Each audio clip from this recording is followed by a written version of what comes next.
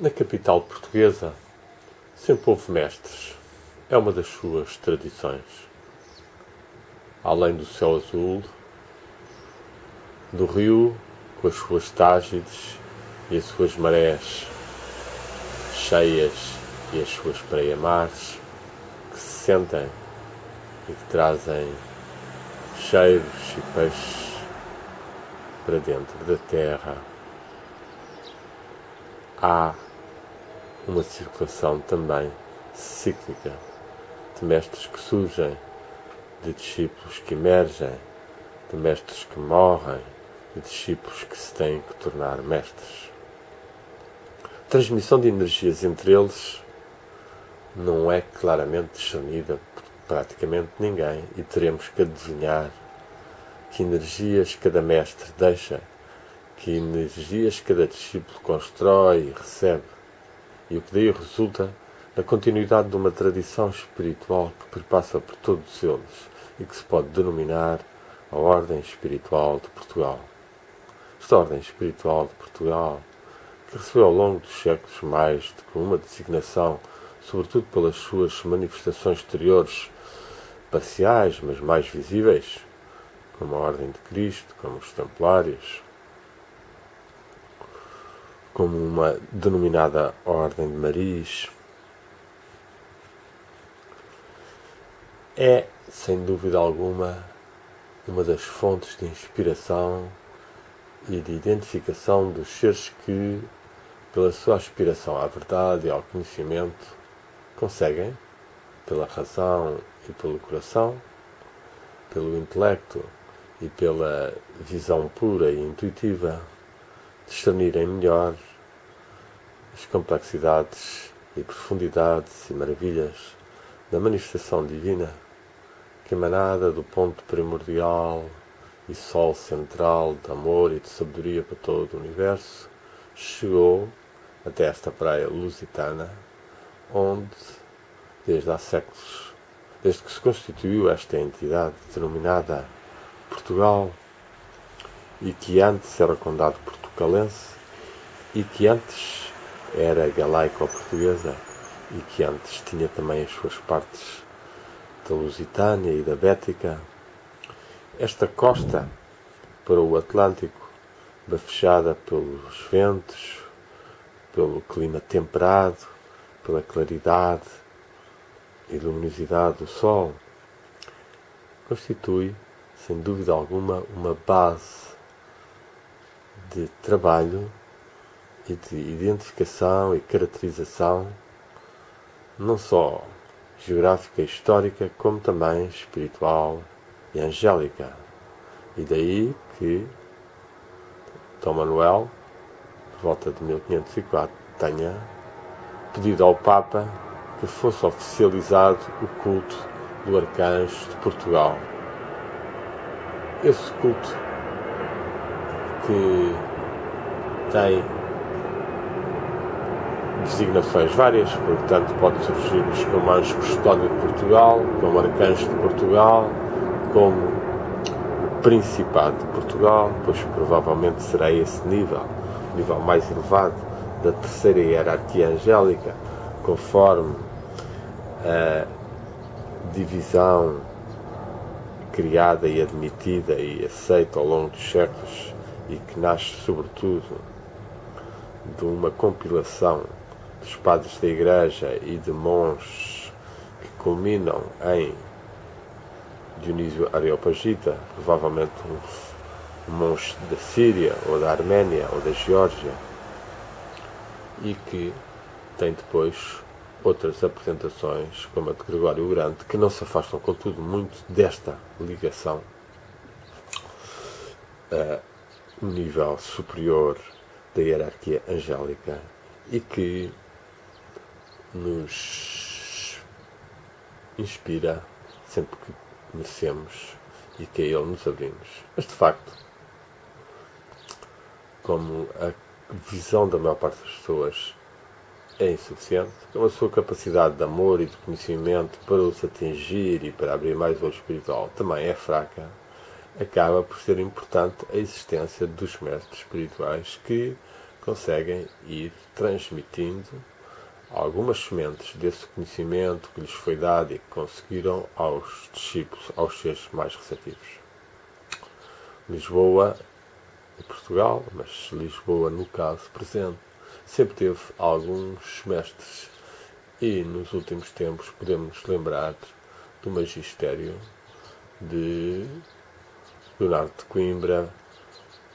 Teixeira de Pascoais, quando vinham aqui em que se encontravam com Fernando Pessoa. Mas sobretudo devemos falar então de Fernando Pessoa e mais tarde de Agostinho da Silva, que sem dúvida foram dois seres que, com outros que também,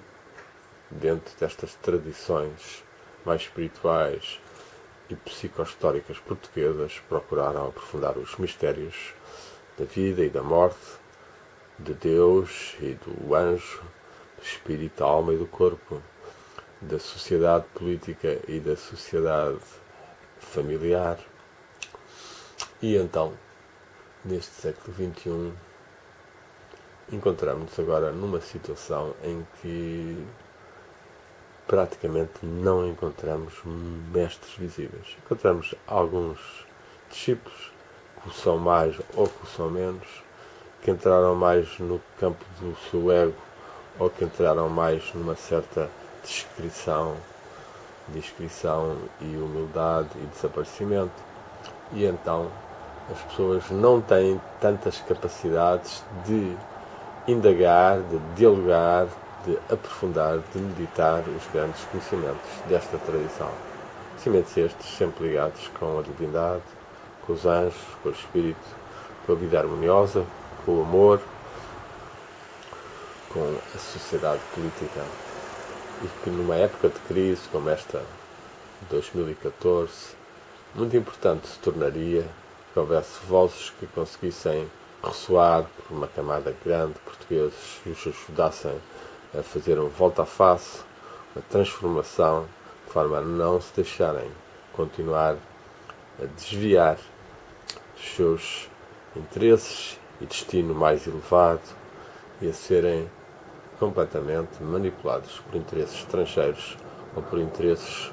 de pessoas que se venderam a partidos, a grupos, a dinheiros e que, para os quais a entidade de Portugal pouco conta. A ligação ao arcanjo, ao Principado de Portugal, não existe. E a ligação ou a procura de Deus e da sua vontade também é uma interrogação ou uma rejeição feita por eles. Assim, temos que ser nós a despertar mais o nosso coração, diariamente meditarmos, seja diante do sol visível, seja acendendo o sol espiritual dentro de nós, no nosso coração e no cimo da cabeça, e deste modo, pelas nossas meditações e aspirações, procurarmos atingir um estado de maior ligação com os anjos e com a comunidade mística desses mestres que já desapareceram, ou desses que eram discípulos e que frequentemente se tornam mestres, na medida em que há quem os estude e os aprofunde, e que do mundo invisível continuam a poder inspirar os que buscam o conhecimento, a verdade e o amor. É, pois, para uma pequena meditação de ligação vertical que vamos agora tentar aproximar as pessoas e faremos uma pequena orientação que espero que possa suscitar um bocadinho a luz no interior de todos nós. Vamos então sentar-nos direitos, manter a coluna vertical, os ombros para trás, o queixo para baixo, mexer um pouco a coluna vertebral para a frente e para trás, até acertarmos o meio termo, com os pés bem assentes também na terra. As mãos podem estar fechadas, ou à esquerda pela direita uma sobre a outra e os polegares a tocarem-se. E vamos então respirar as energias que neste novo dia entram dentro de nós, entram da atmosfera terrestre, provindas do Sol, o que os ventos solares e os ventos terrestres nos trazem até nós como energia, como prana, e ao respirarmos vamos reter esta energia nos diversos níveis do nosso ser, seja corporais, seja nos chakras, seja na aura, e vamos, portanto, fortalecer em primeiro lugar a nossa constituição psico-sutil, psicofísica e espiritual.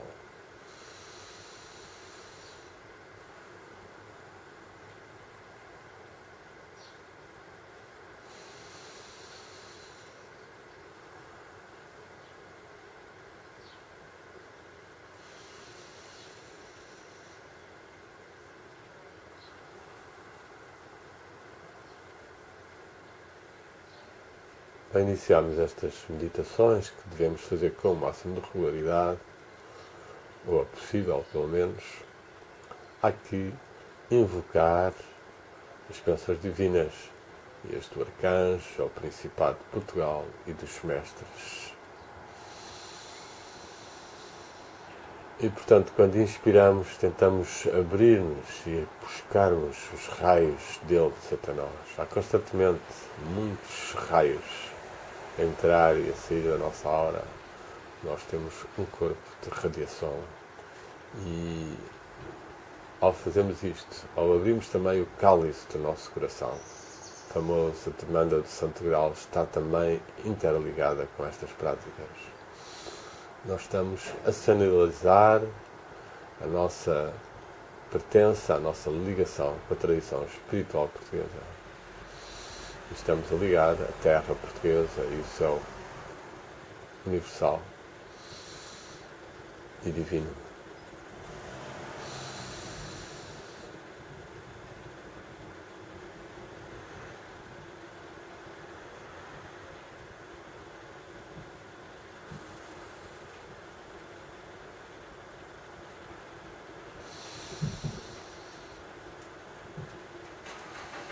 Vamos inspirando e retendo o ar para que a energia que entre seja bem assimilada nas várias partes do corpo. Quanto mais tempo houver de retenção do ar, mais a energia é acumulada e assimilada nos centros de força, ao mesmo tempo que nos pulmões se processa uma purificação do anidrido carbónico maior. E assim nos vamos desintoxicando e libertando. Simultaneamente, no nosso campo de visão interior, em que constantemente germinam pensamentos, nós vamos fazendo uma limpeza, uma varridela nesta zona que entre a matriz das nossas memórias e das palavras que existem entre nós e o céu dos nossos desejos e receios e atividades futurantes existe. E é neste espaço intermédio que se deve constituir um no man's land, uma terra de ninguém, uma terra em que a luz do nosso olhar que quer despertar passa e purifica todas estas energias que vão voltejando, tal como uma neblina que de manhã é levantada pelo sol e depois é dispersa. Estes exercícios iniciais passam então por uma observação da respiração e por uma vontade de despertar mais nossa consciência pura, de clarificar o nosso espaço interior e de trazermos ao de cima fogo do nosso amor, do nosso coração, e a luz da nossa sabedoria, do nosso discernimento do terceiro olho. Ao mesmo tempo que a coluna vertebral se mantém direita e o fim da coluna e o cimo da coluna estão abertos à comunhão com as energias ascendentes e ascendentes para a honra e glória da divindade, para uma comunhão maior no corpo místico que estamos a fazer e no qual podemos, volta e meia, fazer alguma oração que auxilie a nossa concentração e a nossa irradiação. Orações como as que conhecemos, mais habituais na nossa tradição, as cristãs, como também mantras ou orações de outras tradições. Cada pessoa deve sentir, no decorrer desta prática, qual é a oração, a aspiração ou a sua própria formulação em palavras do sentimento espiritual que brota do seu interior para a divindade, para o espírito, para a tradição espiritual portuguesa, para o ambiente, para os antepassados, para quem precisar. Vamos tentar então remergulhar nesta prática e vamos fazer há algum tempo. Eu não irei continuar por mais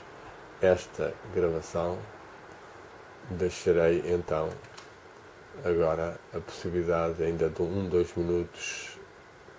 a gravação continuar, direi um som e depois quem quiser continua e deverá aprofundar mais até poder começar a sentir dentro da sua alma ou a ver no seu olho espiritual o que é que este processo conseguiu elevar no seu ser a estes níveis espirituais.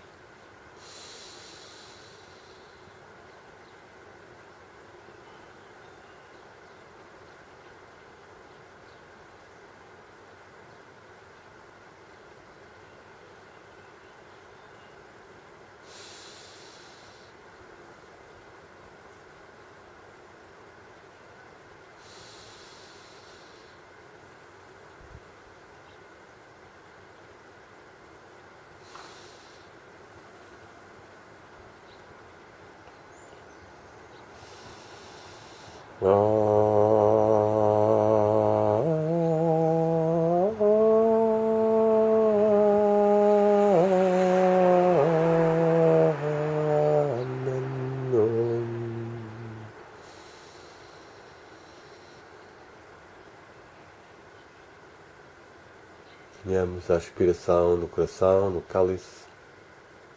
a visão no olho espiritual, o eixo vertical, o eixo do mundo, a coluna entre o céu e a terra, colunas do templo divino, e